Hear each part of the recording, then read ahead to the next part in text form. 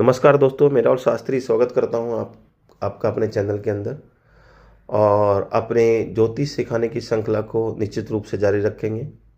और आज हम चर्चा करने जा रहे हैं पूर्व फाल्गुनी नक्षत्र के बारे में। क्या विशेषताएं होती हैं, क्या सकारात्मक पक्ष होते हैं, यहाँ इस जातक के क्या फायदे होते हैं, क्या नकारात्मक फायदे होते हैं।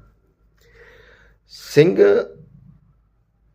क्योंकि ये जो राशि होती है पूर्व फाल्गुनी के अंदर, इसके जो राशि स्वामी होते हैं सूर्य होते हैं, तो सूर्य का प्रभाव आता है।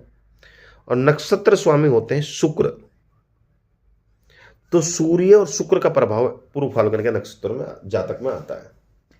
तो निश्चित रूप से राजा जैसी जिंदगी प्राप्त करने वाले, सभी प्रकार का सुख प्राप्त करने वाले, भोगी और योगी दोनों, महत्वाकांक्षी और निश्चित रूप से अपने परिवार को प्यार करने वाले, बेहद सुंदर, अट्रैक्टिव और खुश मिजाज किस्म के देखे गए हैं। वहीं पे सूर्य और शुक्र की अगर स्थिति ठीक नहीं है तो जितने में बात मैंने आपको बोली है इसका सिर्फ आप उल्टा समझ लीजिए। नहीं तो मान सम्मान मिलेगा, नहीं किसी प्रकार का सुख प्राप्त होगा। ऐसा नहीं कि वो 100% होगा, पर उसमें कमी हो जाएगी। क्यों? अगर सूर्य और शुक्र यानी मेन ग्रह होते हैं पूर्व फाल्गुनी नक्षत्र में। अब एक उदाहरण कुंडली आपके सामने लेके आया हूं। जैसे सिंह लगन की कुंडली हुई है, राशि स्वामी सूर्य है, तो निश्चित रूप से चंद्रमा सूर्य राशि में होगा। अब ऐसे में पूर्व फाल्गुन के नक्षत्र के अंदर जैसे सिंह राशि, सिंह लगन हुई, तो चंद्रमा सूर्य की स्थिति जो है वृश्चिक राशि में चतुर्थ भाव में बहुत अच्छी स्थिति में है। और शुक्र जो कि कुंडली के अंदर 10वें यानी रोजगार का कारक होकर मिथुन राशि में है, तो दोनों की स्थिति बहुत अच्छी हुई। तो ऐसा जाता कि 100% कुछ बोलने की जरूरत ही नहीं, जिंदगी के अंदर सभी प्रकार का सुख प्राप्त करेगा। इसी प्रकार अगर सूर्य और शुक्र की दिक्कत है तो निश्चित रूप से कहीं ना कहीं फिर हानि को देखने को मिलता है। तो पूर्व फाल्गुनी नक्षत्र की जब हम बात करें, ये नहीं कि नक्षत्र पैदा हो गया तो वही चीजें मिलेंगी, नहीं। लगन कुंडली को देखना सबसे ज्यादा महत्वपूर्ण है। अगर सूर्य की स्थिति ठीक नहीं है तो ऐसे तांबे के लोटे से सूर्य को जल दो, सूर्य का बीज मंत्र करो, एक मुखी रुद्राक्ष पहनो और सूर्य का दान करो। शुक्र की स्थिति खराब है तो कहीं ना कहीं फिर आप शुक्र के बीज मंत्र करो, शुक्र का दान करो और आप 6 मुखी रुद्राक्ष पहनिए,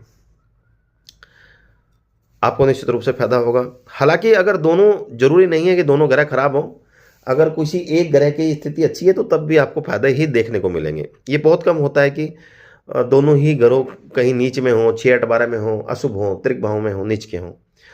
बट अगर वे खराब भी हैं तो आप उनके उपाय करें जो मैंने आपको बताए हैं, ताकि आपको नकारात्मक फल देखने को ना मिल सकते।